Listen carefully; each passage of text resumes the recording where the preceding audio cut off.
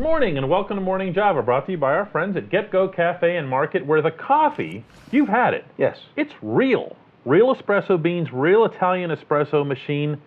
It's just like, Except you don't have to get those little tiny cups and just yeah, that's right. slurp it up like The Godfather. They put them in the bigger cups. They put them in more reasonable cups. Let's talk about the Steelers minicamp. And when we talk about the minicamp, and now it's going to be more than a month till we see these guys again. But when we do see them again, all anyone's going to talk about is Mason Rudolph. Yeah, Mason Rudolph, Thursday, he got his first opportunity to run the 2-minute drill to finish off the minicamp practices. And it was bing, bing, bing, bing, bing, right down the field. Plenty of time still left on the clock when he scored. Maybe he scored with too much time. Oh, one of those situations. No, there were still 50 seconds left on the clock when he put the offense in the end zone. Very impressive. This young man is polished. He's poised.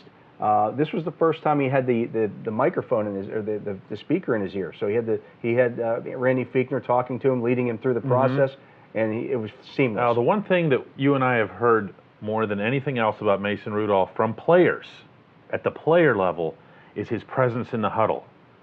That's something that the wide receivers have talked about a lot. Well, they say he's in control when he's in there.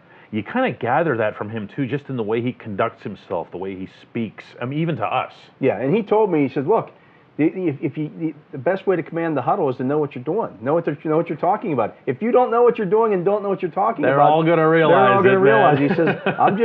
He He says, I do my studying. He told me that his mom and dad put him on the whiteboard at home. So he's going to spend the next month diagramming plays for mom and dad. That's it. That's it. Now, looking forward to this. Really am in training camp to see what this kid's got. Another very popular topic during minicamp is who looks good, Who looks Dale? great, yeah. Who looks great? That's what everybody wants to know. And of course, the stock answer to that is it's football and shorts. However, who does look good? There are things that you can glean from these situations. It's mostly passing. The running backs, you can see who looks good in terms of how are they hitting the hole, how are they moving in space, and how are they reading? Yeah. And I'll tell you what, James Conner looks like a different player this year than he did last year. He physically looks different. Yeah. He looks faster. When he's catching the football, he's doing it very smoothly. Now, I don't know if that's going to translate into him not getting the injuries that he had last year, but he made it through this whole offseason program without getting hurt, which he didn't do last year. And so he's one step ahead of where he was last year. I guess what concerns me about James dropping weight as he has, and you're right, he looks great, looks different. Actually, even his hair and everything, he just looks like a different dude right now. Is that my picture of James Conner was covering him as a sophomore at Pitt. When he running people over. He would the game I covered up in Chestnut Hill, Massachusetts, where he just took on Boston College and just pounded these poor guys into the ground all night long. That's my image of James Conner. So as soon as I hear that he lost weight, I start thinking, okay, we've seen the last of that James. But was that ever even feasible at the NFL level? At the NFL level, that's difficult, and that's one of the reasons why the Steelers, when they drafted Le'Veon Bell, who played at 240 to 250 pounds at Michigan State, said, we want you to lose the weight, gain some quickness, gain a little bit more of the ability to get the ball 20 times. So your conditioning is better. And so I think this could be the same situation with James Conner. And as you see with Le'Veon Bell, he's still able to lower that shoulder and run through guys. He still runs like a big back when he needs to. As for who looks good on defense, that's next. The Who Looks Good, Dale segment of our program now turns its section to the defense. And who looks good, Dale, on defense? The same guy who looked good last year in these OTA sessions. I know this answer. Mike Hilton. He's changed his number again for the third time. He's now wearing number 28, but he's a guy that just keeps making plays out there in the field. He's the smallest guy out there, but he just seems to get his hands on the football all the time. And at one point, Tony Sterator has been at all the camps. He's there leading the officials, and Tony's a Washington County guy, lives in Peters Township, and he called out. Mike Hilton made a play, and he said, "I see you out there, Mike Hilton," or "I see you out there, Hilton." And Mike Tomlin says, "Hey, don't let him know you know his name." He says, he'll never learn the end of that. So good. Never hear the end of that. But he just does it. He's got that personality. He really is feeling it now. I think he's much more comfortable in this role, and he's one of the top 10 nickel corners in the league. Well, my favorite thing about Mike Hilton, in addition to watching that natural football sense, and I think that's the term that you hear football people describe more than anything else, it's Yes, there's work that goes into learning the playbook, into understanding the defense, from absorbing from his older teammates, which I thought did a great job of in terms of talking about it. When he learned from Mike Mitchell, from Joe Hayden, from the guys that were in the backfield, even to Sean Davis, who acts like a veteran, even though he's not. But it's just natural. Yeah, he's just a football player. You could drop Mike Hilton in from Pluto onto somebody else's team in the middle of a regular season, and you'd throw him in your backfield, and he'd find a way to make plays. Yeah, you're absolutely correct, and it's just amazing to me that he was cut twice, once by Jacksonville, once by New England. And how much of that is the meat market, though? I mean, Mike Hilton doesn't pass the tests. You know, no, he's not going to be a guy. You look test. at him at the Indy Combine, you're not going to go, "Whoa, look at this Hilton guy." Yeah, doesn't pass the eye test, but all he does is make plays. Yeah, all he does is make plays.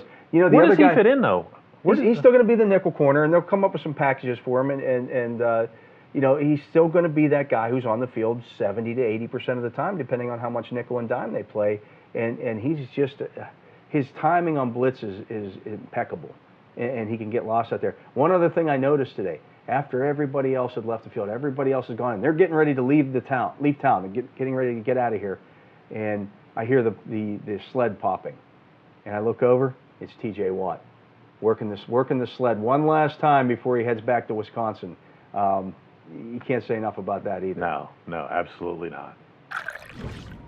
The Steelers coaches have something to prove. They were at least partially responsible for what happened in Jacksonville. The biggest change, of course, isn't on the defensive side, it's on the offensive side, with Randy Fichtner now calling plays. Now, again, football and shorts and everything else here, and everybody, Ben included, is insisting that there's no changes. Now, when they say that, they're talking about terminology and lingo. Right. There's going to be changes. There's going to be changes, and the biggest change I think you're going to see is the one thing that I noticed when they were running plays, a lot of pace, a lot of hurry back, get back to the line of scrimmage. Rhythm. Yeah. What do you think? What do you think they're going to do? They're going to try to run. The number one thing Todd Haley's offense was always missing. There was never that sense of rhythm. We're in charge. It's our football. It's going to be a lot of no huddle. It's going to be a lot of more simplified no huddle. And the reason for that is you're going to have Juju Smith-Schuster out there only in his second year. You've got potentially James Washington out there, a rookie. Mm-hmm. You've got Vance McDonald, a guy who's been with the team. Who they're going to use. He's going to get used a lot. I noticed this the other day, too. His locker now is next to Ben Roethlisberger's. Yeah, I know. And actually, they've been chumming it up a little bit, too, which is actually not a bad thing. No. Because Ben, although Heath's locker was well on the other side of that row. They room together on the road. Right. And in this case, Vance goes right up against Ben in a stall that had been empty. That had been Watts.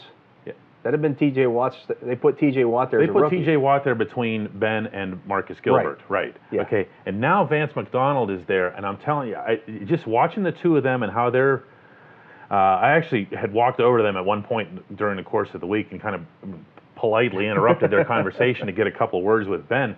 And I was like, hey, Ben's being buddies with somebody in here. That's actually not all that common in there. Yeah, I mean, he's an older guy. He's 36 years old. He doesn't necessarily have a lot in common with a Juju Smith-Schuster who's 20. Right. I mean, you're a different generation almost. You know, it's so, you know, in that kind of situation, you know, I think Ben, you also, when you're the team leader, you kind of put yourself, you know, you have to kind of pull yourself away from it a little bit. You have to be above it a little bit. A little bit, yeah. But to the original point, they're going to hit it off on the field. I don't think there's any doubt about that. So you're saying that Ben now goes back there with basically a simpler set of instructions because he has more weapons? And the other part of it is when you have so many good weapons. Yeah. If you do something and do it really well, it doesn't matter if the defense can know what you're going to do. Hey, we're going to run this play, but we're going to run it better. Matter. Yeah, we're going to run it better than you can defend it. The Cordell unstoppable play.